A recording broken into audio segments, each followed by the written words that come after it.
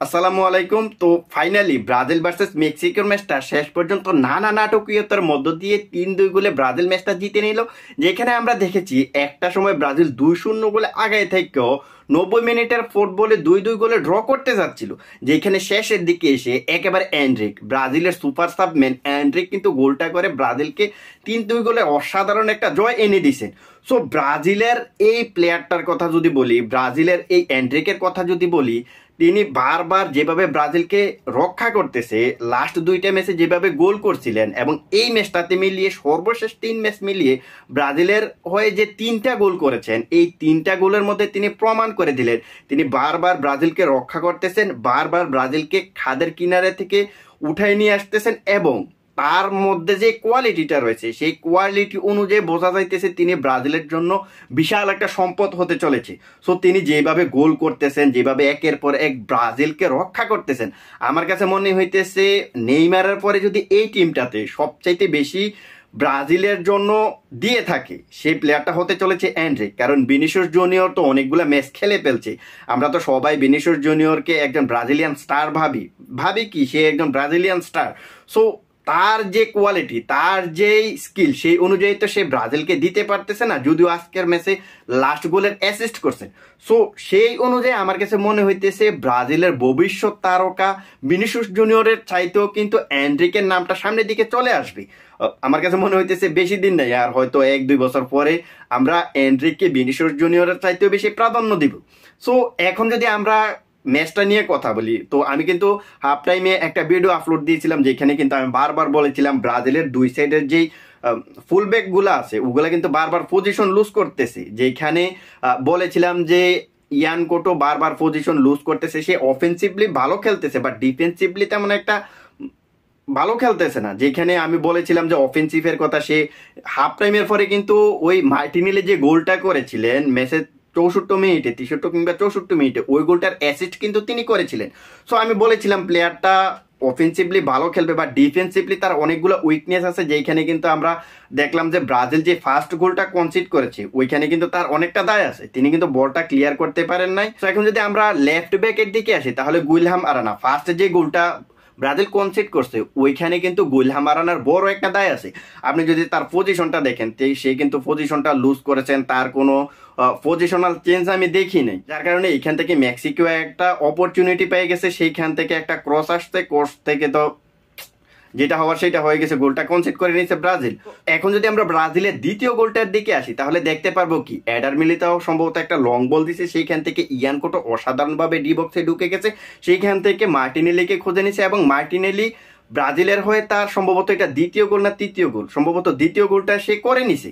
So এই মুহূর্ত পর্যন্ত যখন ব্রাজিল 2-0 গোলে আগায় নিছে, আমরা কি ধরে নিয়েছিলাম? আমরা ধরে নিয়েছিলাম ব্রাজিল ম্যাচটা ইজিলি জিততে চলেছে, হয়তো বা ব্রাজিল আরো একটা দুইটা গোল করতে পারবে। বাট সেকেন্ড হাফে যখন অনেকগুলা প্লেয়ারকে উঠাই দিতে দেখলাম, তো আমরা কিন্তু মিডফিল্ডে অনেকগুলো এরর দেখছি। তারপর হচ্ছে অ্যাটাক লাইনে বেশ ভালো অ্যাটাক করছে সেকেন্ড হাফে, যেমন আপনার অ্যান্ড্রিক অনেকগুলা সুযোগ পাইছে, তারপর ভিনিসিয়াস জুনিয়র অনেকগুলা সুযোগ পাইছে, তারা অ্যাটাক করছে, বাট ওইখান থেকে তারা গোল স্কোর করতে পারে নাই। অ্যান্ড্রিক তো একেবারে ডি বক্সের ফাঁকা স্পেসে দাঁড়াইছিল, শুট নিছে বাট গোল করতে পারে নাই।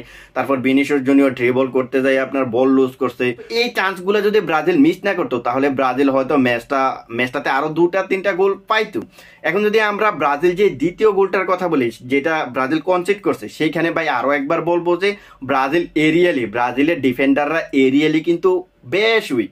যেখানে আপনার মার্টিনেজ গোলটা করছিল, ফার্স্টে তিনি যে হেডটা নিছেন ওইখানে কিন্তু তাকে কেউ মার্ক করে নাই। তো ওইখান থেকে যখন এলিসন বলটা ফিরিয়ে দিছে, সেখান থেকে তিনি আবার একটা শুট নিয়ে গোলটা করছে। তো এখানে বলতে চাই ব্রাজিলের সেন্ট্রাল ডিফেন্ডাররা গ্রাউন্ড ডুয়েল উইনে যতটা স্ট্রং ততটাই কিন্তু উইক আপনার হচ্ছে এরিয়াল বলে, যেখানে আজকেও প্রমাণ পাইছেন। যেখানে এর আগে আমরা দেখছি যে উরুগুয়ের সাথেও এমন হয়েছে, কলম্বিয়ার সাথেও এমন হয়েছে, ওইখানে তারা এরিয়ালে অনেকগুলা গোল কনসিড করছে। সো এই কথাগুলো কিন্তু এখান থেকে প্রায় 3 থেকে 4 মাস আগে কিন্তু আমি বলছিলাম, বাট আজকে সেই জিনিসটা আবারও আমরা দেখতে পাইলাম যে ব্রাজিল সেই ভুলটা আবারও করছে। সো এই যার কারণে কিন্তু ব্রাজিল শেষ পর্যন্ত 2-2 গোলে ড্র হওয়ার পথে ছিল, কিন্তু এন্ড্রিক তো বাঁচাই দিল। তো এইটা তো গেল ডিফেন্সের সাইড। এখন যদি আমরা মিডফিল্ডের কথা বলতে চাই, মিডফিল্ডে প্রথম হাফে কিন্তু ব্রাজিল বেশ ভালো খেলছে, যেখানে আপনার হচ্ছে মেক্সিকোকে তেমন একটা সুযোগ দেয় নাই।